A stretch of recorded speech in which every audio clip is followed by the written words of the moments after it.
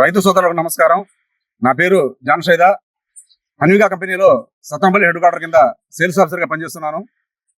ప్రస్తుతం పల్నాడు జిల్లా అమరావతి మండలం మునగోడు గ్రామంలో మిర్చి రైతు గడ్డం చిన్న వెంకటేశ్వర్లు గారి మిర్చి పొలంలో ఉన్నాము. అయితే ఈ నవంబరు మొదటి వారంలో కురిసిన భారీ వర్షాల వల్ల ఈ మిర్చి పొలంలో పొలం ముద్దుబారిపోవడం, గిడసబారిపోవడం, ఆకురాలిపోవడం లాంటి లక్షణాలు కనిపించాయి.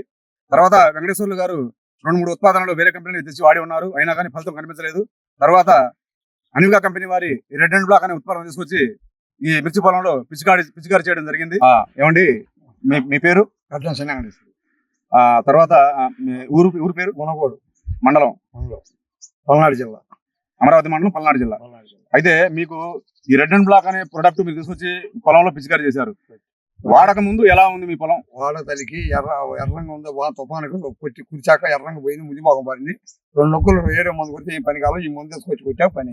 అయితే మనకి గడ్డం చిన్న వెంకటేశ్వర గారి మిర్చి పొలంలో ప్రస్తుతం ఈ రెడ్ అండ్ బ్లాక్ అనే ఉత్పాదన వాడిన తర్వాత ప్రస్తుతం ఈ చెట్టు పూర్తిగా ఆరోగ్యకర పరిస్థితిలో ఉంది. తర్వాత చిట్టాకు బాగా కొమ్మలు డెవలప్మెంట్ కావడం, ఈ చిట్టాకు రావడం, తర్వాత మనకి ఎల్లో పొజిషన్ లేకుండా పూర్తిగా బ్లాక్ ఎఫెక్ట్ లో ఉండడం, రైతు పూర్తిగా సంతృప్తికరంగా ఉన్నాడు. వెంకటేశ్వర్లు గారు, ఇప్పుడు ఈ రెడ్ అండ్ బ్లాక్ అనే ఈ ఉత్పాదన మిగతా రైతు సోదరులందరూ వాడుకోమని మీరు 100% చెప్పగలరా?